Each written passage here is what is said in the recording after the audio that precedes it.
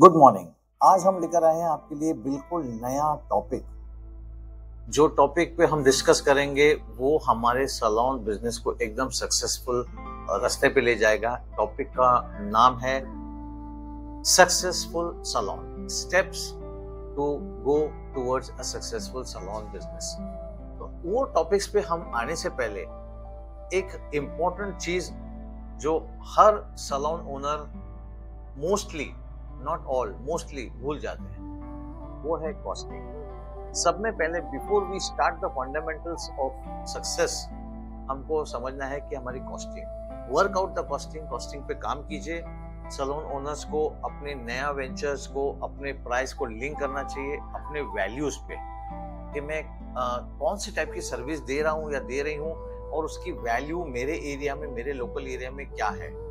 ये नहीं कि एकदम जैसे साउथ बॉम्बे में जाकर और नॉर्थ बॉम्बे का प्राइस लगाएं, ऐसा भी नहीं होना चाहिए। और नॉर्थ बॉम्बे में साउथ बॉम्बे का प्राइस लगाएं, ऐसा भी होना चाहिए।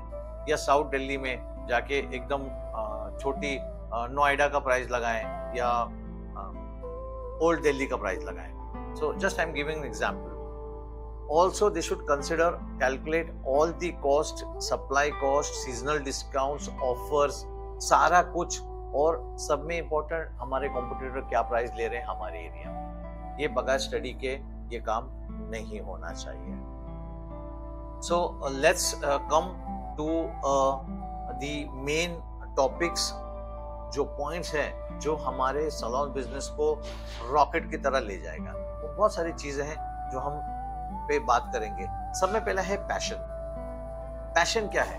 Money follows passion. अगर अपना बिजनेस पैशन से नहीं कर रहे हो तो इसका मतलब आप सिर्फ टाइम पास कर रहे हो। Is very important. हर आदमी जो आज सक्सेसफुल हुआ है, आप उससे पूछो कि मैंने बिजनेस कैसे, बोले मेरा पैशन है। सो पैशन से ही पैसा बनता है। आप पैसे के पीछे भागोगे और पैशन नहीं होगा तो उतना अच्छा रिजल्ट आपको नहीं मिलेगा। सो passion is most important. Do it for love, love it what you do.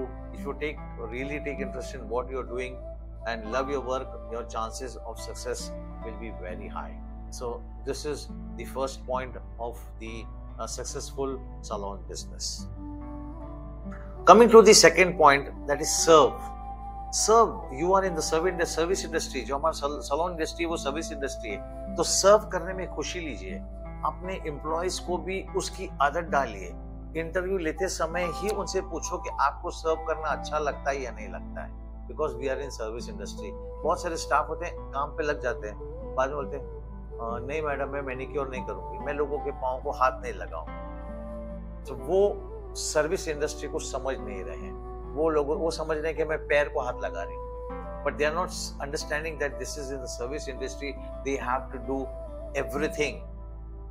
अगर मैं शॉर्टकट में बोलूं तो सिर्फ पैर क्या, बॉडी की बहुत सारी जगहों पे हाथ लगानी पड़ेगी सर्व करने के लिए। This how you earn money. हमारा मेन ऑब्जेक्टिव है serve and earn money. So find something that gives value to the client. जब हम सर्व कर रहे हैं तो हमें एक वैल्यू देना चाहिए। साथ चीजें तो बहुत मिल जाती है, लेकिन आजकल आपने देखा होगा कि कुछ सालों से मार्केटिंग में भी what value are you giving, what value are you getting out of this. हाँ, पैसा तो दे दिया, लेकिन आपको क्या वैल्यू मिला, लोग कंसिडर करते हैं इस पे। तो इसके ऊपर खास करके आपको ध्यान देना चाहिए। Serving value will increase your revenue and make you successful as it has done for many. तो वैल्यू के साथ आप सर्व करोगे तो आपको बहुत अच्छे रिजल्ट्स मिलेंगे। So next factor is hard work. जब हम बोलते हैं हार्ड वर्क मीन्स व्हाट? ये नहीं कि गधा हमारी। जो काम हम कर रहे हैं वो बहुत ही मेहनत से, लगन से, इंग्लिश में कहावत आपने सुना होगा, no pain no gain. That's the thing, working hard and working smart. So ये एक दो चीज का एक आपको बैलेंस लेके चलना होगा। Work hard, work smart. जहां पर हम काम को आसान कर सकते हैं, हमको काम को आसान करना चाहिए। Working with fun is good for health and shows results and keeps you mentally fit. तो मेंटली फिट भी रहना जरूरी है। काम में हमको बॉडी फटीग जो है वो इजीली निकल जाता है। एक आधा घंटा हम आराम करेंगे, आंख बंद कर देंगे, थोड़ा रेस्ट कर लेंगे तो बॉडी फटीग निकल जाएगा। लेकिन मेंटल फटीग निकलना बहुत डिफिकल्ट हो जाता है, बहुत कुंबरसम हो जाता है। और उसको बहुत समय लगता है। तो हमको काम में एक दूसरे के साथ में, कलीग के साथ में रह के काम को एंजॉय कीजिए, फन लाइए उसके अंदर, तब आप मेंटल फिटिंग नहीं होगा और आपका मेंटली फिट रहेगा। So this is how we will work on the hard work. The next factor is ideas. हमारे आइडियाज की फॉर्मिंग, हमारे आइडियाज आते रहते हैं। कब आएंगे आइडियाज? जब हम सुनेंगे, लिसन करेंगे, जब हम ऑब्जर्व करेंगे, कोई चीज पे ध्यान देंगे और उसके बाद हम कोई चीज को एक्सपेरिमेंट करेंगे और फिर हम उसको कम्युनिकेट करेंगे। तो LOEC, listen, observe, experiment and communicate. Make contacts and work on the ideas that come to us. Contacts बनाइए, अच्छे लोगों से मिलिए, अच्छे कंपनी में रहिए और उस आइडियाज को जनरेट कीजिए। उसने कैसा किया, हम बहुत सारे आजकल हम यूट्यूब के ऊपर बहुत ज्यादा रहते हैं, तो या सोशल मीडिया पे फॉर दैट मैटर हमको बहुत सारी चीजें दिखाई देती है। तो हमने क्या किया, उसको सुना, फिर हम उसको ऑब्जर्व किया कि इसने कैसा किया, अगर हेयर कट किया तो कैसा किया, क्या क्या स्टेप्स लिए। फिर हम क्या करते हैं, उसको एक मॉडल लाते हैं, फिर हम उसके ऊपर एक्सपेरिमेंट करते हैं, फिर हम कम्युनिकेट करते हैं एक दूसरे के साथ में उस चीज के ऊपर, फिर हम उसके ऊपर प्रैक्टिस करते हैं और फिर प्रैक्टिस करने के बाद हम उसके ऊपर मास्टरी करते हैं। So you are not going to become a master unless you practice. So this is the thing which you have to work on ideas. अगला हमारा फैक्टर हम बात करेंगे प्रैक्टिस, जो मैंने थोड़ा सा पिछले वाले में थोड़ा सा बोल दिया था। Practice makes you perfect. It is only practice then practice and keep practicing. It is only practice then practice and keep practicing. अगर आप प्रैक्टिस नहीं करोगे तो आप परफेक्ट नहीं होगे।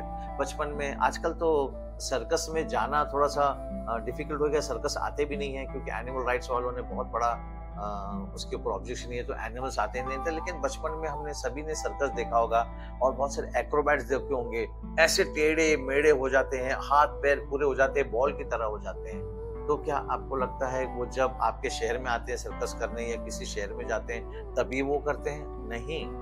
अगर आपको ऐसा लग रहा है तो आप बहुत बड़ी मिसअंडरस्टैंडिंग में हो। वो लोग हर रोज 6 से 8 घंटा प्रैक्टिस करते हैं।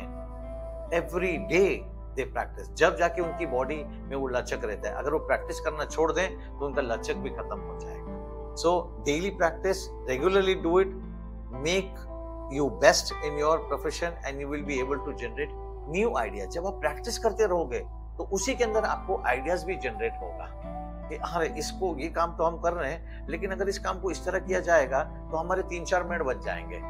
So these ideas you will get with practice also.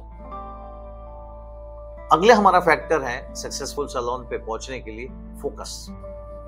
अब हमने आइडिया जनरेट कर ली, कम्युनिकेट कर लिया, प्रैक्टिस कर लिया, लेकिन अगर हमारा फोकस नहीं होगा बिजनेस पे तो हम नहीं कर पाएंगे।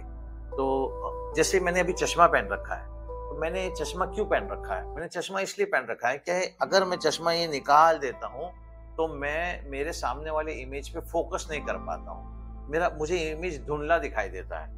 इसके लिए मैं चश्मा पहनता हूँ। तो चश्मा क्या करता है, ये फोटोमेट्रिक से मेरी रेटिना को ठीक करता है और फोकस बनाता है, जब मेरा इमेज क्लियर दिखाई देता है। इसलिए तो फोकस इतना आसानी से नहीं आता है, उसको पे काम करना पड़ता है। जब हम काम करते हैं तो हम आधा ध्यान हमारा यहाँ, आधा ध्यान हमारा वहाँ, वो लड़की क्या कर रही है, मेरी कलीग क्या कर रहे हैं, मेरा वो हेयर स्टाइलिस्ट क्या कर रहे हैं। जब हम हमारा काम करते हैं तो उस पर हमारा फोकस नहीं रहता, हमारा दूसरों पे फोकस रहता है। तो थोड़ा सा डिफिकल्ट है, बट आप उस पर वर्कआउट करोगे तो जरूर होगा। फोकस करिए, इंपॉर्टेंट मैटर्स पे फोकस कीजिए, छोटी मोटी जो ट्रिवियल चीजें होती हैं यहाँ वहाँ की उसके ऊपर ध्यान न दिए, और आपके सैलून के अंदर हर चीज पे अटेंशन रखिए। हर चीज, everything in the salon needs attention. This is very important. Even the smallest thing needs attention. So how we will get attention? Focus. Focus is very important. हमारा लास्ट पॉइंट है persistence. Persistence मतलब उस पे लगे रहना, लगे रहना, लगे रहना, लगे रहना। भले हम फर्स्ट टाइम गलत कर रहे हैं तो उसको ठीक करो, ठीक हो जाएगा। सेकंड टाइम कर रहे हैं थोड़ा सा ठीक होगा, थर्ड टाइम कर रहे हैं और थोड़ा सा अच्छा होगा, फोर्थ टाइम क्वालिटी बनेगी। So keep doing things. बहुत सारे एम्प्लॉय बोलते हैं कि नहीं ना, मुझे वो फेशियल जमता नहीं मैडम, मैं फेशियल इतना अच्छा नहीं करती। उस लड़की को 10 बार करवाओ, पूरे स्टाफ का फेशियल करवाओ, उससे सबका फेशियल करवाओ। जो ज्यादा नेगोशिएट करने वाले क्लाइंट है ना, उनका फेशियल करवाओ। कीप डूइंग इट प्रैक्टिस, जब वो परसिस्टेंस रहेगी, कंटिन्यूस करते रहेंगे, जब उसकी क्वालिटी भी बनेगी और उसका ध्यान भी होगा और उसका एक स्किल भी बनेगा। सो हमें एक थोड़ा सा बड़ा सेंटेंस है, मैं देखकर पढ़ूंगा। कैल्विन कॉलेज एक शख्स हैं जिन्होंने एक बहुत बड़ी चीज की है। Nothing in this world can take the place of persistence. मतलब इस दुनिया में परसिस्टेंस की जगह कोई चीज नहीं ले सकती। टैलेंट विल नॉट, आपके पास टैलेंट हो,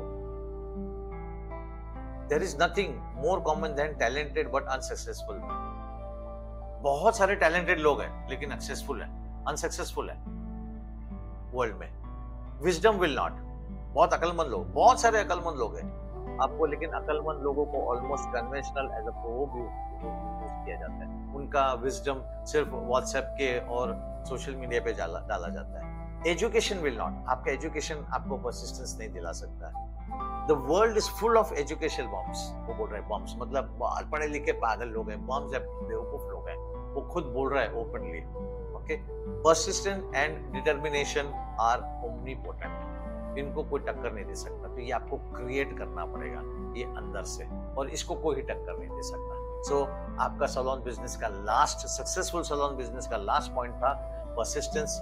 और परसिस्टेंस, लगे रहो, आप लॉस में हो, फाइंड आउट गलती कहाँ हो रही है, क्यों गलती हो रही, कैसी गलती हो रही, फाइंड आउट। सर्विस अच्छा नहीं हो रहा, उस पर लगे रहो, फाइंड आउट क्यों गलती हो रही, उसको ठीक करो, rectify it, then you will know. ये वेरी सिंपल है, हमारे लाइफ में हर जगह हम करते हैं। गाड़ी चलाते समय हम मिस्टेक करते हैं, हमको पता चलता है क्या हो गया। खाना बनाते समय नमक ज्यादा हो, हमको पता चल जाता है कि क्या हुआ। ये मेरा लेक्चर क्लोज करने के पहले एक मैं मूवी की तरफ ले जाऊंगा आपको। चीनी कम मूवी, अमिताभ बच्चन और तब्बू की मूवी थी, जिसमें एक सीन है, अमिताभ बच्चन पूरा टेक केयर करता रहता है और वो बहुत स्ट्रिक्ट होता है, is a very good chef और उसको हर चीज, उसकी रेसिपी परफेक्ट होती है। तो वो तब्बू रेस्टोरेंट में बैठी होती है और उसका जो वेटर होता है, वो वेटर रिटर्न खाना लेकर आता है और अमिताभ बच्चन किचन से बाहर आता रहता है और वेटर अंदर ले जाता रहता है। तो अमिताभ बच्चन उसको पूछता है, ये खाना ऐसे जाना चाहिए था, ये ऐसा क्यों आ रहा है, means why it is coming back. और वेटर के हाथ में इस तरह से होती है वो डिश, तो वो थोड़ा सा केरला टाइप में होता है, साउथ इंडियन होता है। तो अमिताभ बच्चन को बोलता है कि हैदराबादी ज़ाफ़रानी पुलाव मीठा नहीं होते है। तो अमिताभ बच्चन बोलता है, किसने बोला? तो वो क्लाइंट ने बोला।